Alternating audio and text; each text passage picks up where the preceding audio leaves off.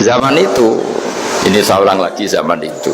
Nanti ini efeknya nanti ke tauhid. Zaman itu para nelayan tuh kayak sepakat. Kalau ada kapal atau perahu kok mau tenggelam, itu pasti ada yang minggat. Hanya minggat itu pergi tidak terhormat itu. Terus fasahama fakana minal mudkhatin. Nah, dulu itu orang sudah punya peradaban. Ini cerita kultur, sudah punya peradaban. Punya peradaban. Ya sekarang gini, kalau nyemplungkan salah satu kan tidak adil diundi. Ternyata yang keluar dia Nabi Yunus. Terus mereka tahu ini orang nggak pantas dikorbankan. Karena Nabi di mana-mana itu ganteng. Orang Allah itu punya sunat unik. Nabi itu harus paling ganteng di kampungnya. Nasabnya juga harus paling baik. Kabar-kabarnya juga istrinya harus paling cantik. Itu memang aturannya gitu. Nggak tahu saya. Dulu saya juga janggal. Kenapa Nabi aturannya harus gitu? Angen-angen di pemimpin LU ya isin itu. Maksudnya misalnya pemimpin dia pasak keriting itu kan piye gitu rasanya itu. Jadi Nabi itu pasti itu paling ganteng di kampungnya, terus dari nasab ya terbaik, terus rata-rata istrinya itu ya selain solihah itu ya paling cantik. Karena ya dibully kan, Sawardi ini jadi Nabi, jenela kan ya ribet kalau misalnya ada yang bully gitu kan juga ribet. Singkat cerita terus dia akhirnya ditenggelamkan, dibuang karena beliau seorang Nabi, faltaqamahul khut, beliau ditelan ya. Iltiqam itu tidak digigit, ditelan ya. Karena ditelan beliau tidak mengalami dikunyah, ditelan. Iltiqam itu ditelan. Karena beliau seorang Nabi, di dalam batnil khut itu di perut itu dia wiridan, dan barokahnya wiridan itu perut ikan ini menjadi masjid. Dia nyaman di situ, nyaman karena terus mengalami karomah lah. Andikan wali itu ngalamin karomah. Nah, kesimpulan dari cerita ini itu apa? Masyarakat itu akan selalu dengan kulturnya sendiri. Para nabi juga punya kultur sendiri. Dan Allah yang ngelola itu semua. Saya ulang lagi, Allah yang ngelola itu semua. Makanya terus dua kultur ini, kalau Allah menghendaki itu gampang sekali. Akhirnya yang terjadi apa? Nabi Yunus jadi kasih sanksi Allah karena pergi tidak pamit. Masyarakatnya justru enggak, karena tobat.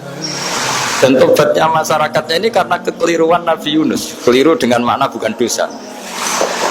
Andai kan Nabi Yunus saat itu kok di rumah ingin menyaksikan adab, itu masyarakat mesti gak percaya kan ada adab. Mau ada adab kok dia di rumah gitu. Jadi unik, Allah cara ngelola masyarakat itu unik. Nah, dari keunikan cara Allah ini kemudian lahirlah ilmu yang bernama ilmu tauhid, ilmu tawakal, ilmu pasrah nang pangeran itu. Karena kemarin pas Pak Yusuf sama Bu Sulis sowan saya itu tak beri cerita, agama itu milik Allah.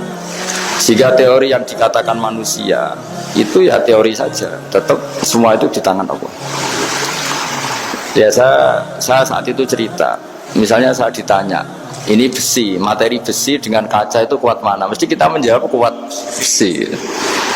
Tapi saya yang mengendalikan besi dan kaca. Ternyata saya punya merencanakan menghancurkan besi, menetapkan kaca ini tak simpan, akhirnya puluhan tahun. Yang ini saya rencanakan, saya hancurkan itu.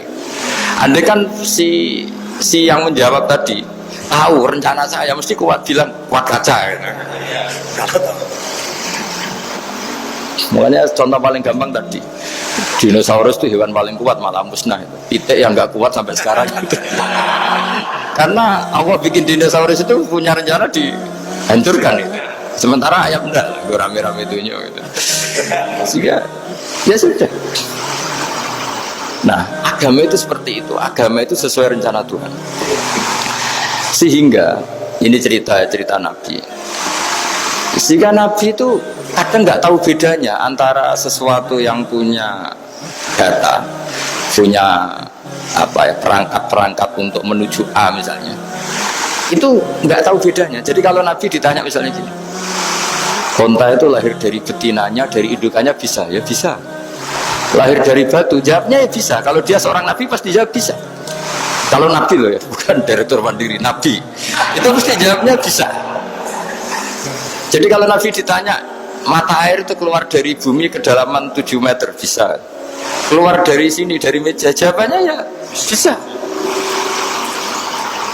Karena Nabi itu saking dekatnya Allah, tahu betul bahwa perangkat di dunia ini tidak bisa mendikte Allah.